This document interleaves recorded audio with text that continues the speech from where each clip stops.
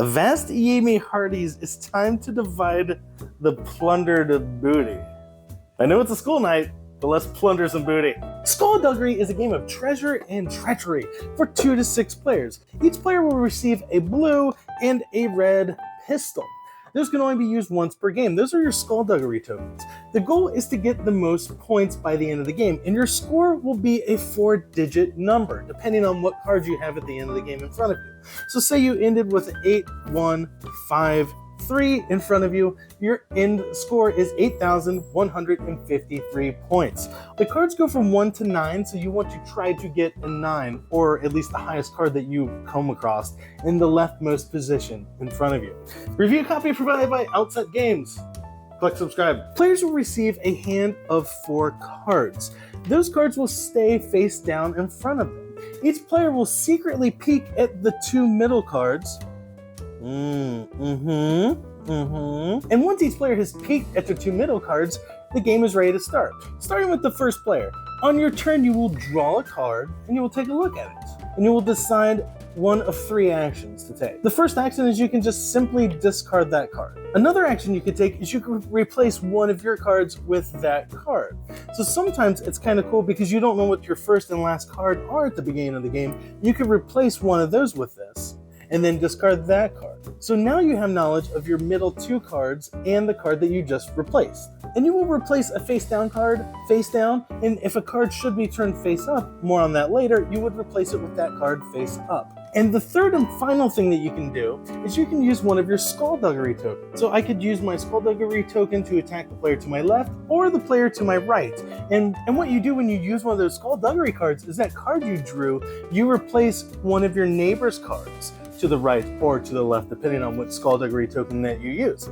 And these can only be used once per game, so use them sparingly.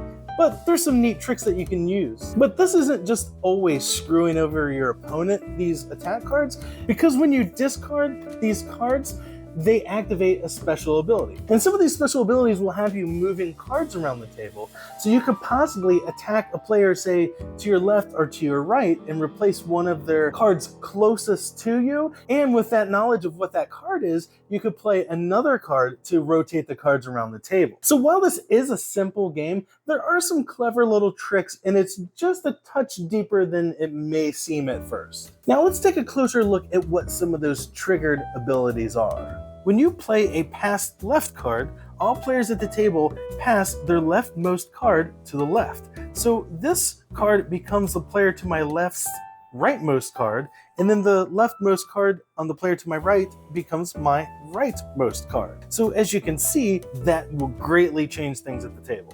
And when you play a pass right card, it does just the opposite. So my rightmost card would then become the leftmost card to the player to my right, and the rightmost card from my opponent to the left becomes my leftmost card. If you play a switch card, you simply switch your first and your last cards. Hopefully you know what they were. When you discard a peek card, you get to peek at either your leftmost card, or your rightmost card. When you discard a snake card, you get to look at either your right neighbor's leftmost card or your left neighbor's rightmost card. Basically one of your neighbor's closest cards. And that is valuable information because you may then want to play a pass left or pass right depending on what card is better. So for instance, this card here is a 1 and that totally sucks, so I wouldn't want to play a pass right card because then that card would be going into my first slot, totally nerfing my score. I'd be going from 8,000 something or other to 1,000 something or other. Garbage. When you discard a spyglass card, each player at the table flips up one of their middle 2 cards. So I might flip up this card here.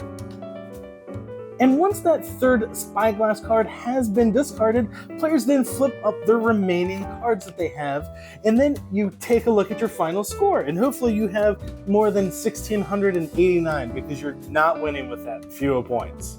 And the player with the highest 4-digit number is the victor of Skullduggery. Insert booty joke here. So that's Skullduggery. It's a nice little card game. And calculating the scores is nice because you just flip over your cards and, you know, that's your score. Which the only downside to that is basically you need to try to get, obviously, the highest card in the leftmost position, but it largely just becomes get a 9 and then put it in the leftmost position, and then the other cards are basically a tiebreaker. So whoever gets that 9 in the left position pretty much is the winner. So let's start off with some critiques. It only comes with 1 player aid, so that's kind of weird. The game plays 6 players. Why not, you know, a couple of player aids? With that being said, though, I do feel that the iconography is pretty clear. So, okay, I'll let that slide. And there is a memory aspect to this game, and if you're someone like myself who doesn't have the best memory, that can be somewhat frustrating. However, the game is short and doesn't outstay its welcome, so it's not like a huge deal that you forgot what card was where. It's a pretty lighthearted game, and there is a good amount of luck involved with the game. Obviously, you're just drawing a card, and you only have a couple options of what to do with it. However, there are ways to mitigate your luck. What's great about them is you do feel kind of clever though when a plan works out properly. Say you drew an 8 or a 9, but you already have maybe a 9 in the leftmost position of your cards, you could possibly attack the player to your left and put that card in their rightmost slot. So should someone rotate the cards to the right, then you'll be rotating that high 8 or 9 card that you attacked your opponent with. So there's little things like that you can do that kind of make you feel clever and kind of help mitigate the luck in the game. And it's quite satisfying when one of those little maneuvers works out. Theme? The theme is kind of interesting. Not that it's a pirate theme, not that that's interesting, because there's plenty of pirate games out there. It's just the game isn't really dripping with theme, but I can't really think of any other theme that would have worked. So it almost feels like maybe the theme was kind of baked at the same time that the game was designed. Take that for what it's worth.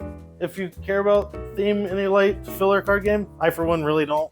But now with the positives. The game is easy to teach and the iconography is quite clear. And the game is a good time. And when you pull this game out and you teach it and you play it, you're not gonna play it just one time. You're gonna play it 3 or 4 times because it is a quick, fun, nice filler. The components are great quality. The cards are nice. They're like that blue core or black core or whatever stock. So they shuffle really well and they will hold up over time. The art is colorful. And while there isn't a whole lot of different artwork, what artwork is there is nice. And this would be a great game to keep like in your glove box or your purse or backpack because you can teach it to just about anyone and you can enjoy it with just about anyone. And it plays 2 to 6 players. So nice easy game that plays 6 players. Keep it in the trunk of the car. Solid short filler game. I'm giving this one a 3 out of 5. Check this one out. That's Skullduggery.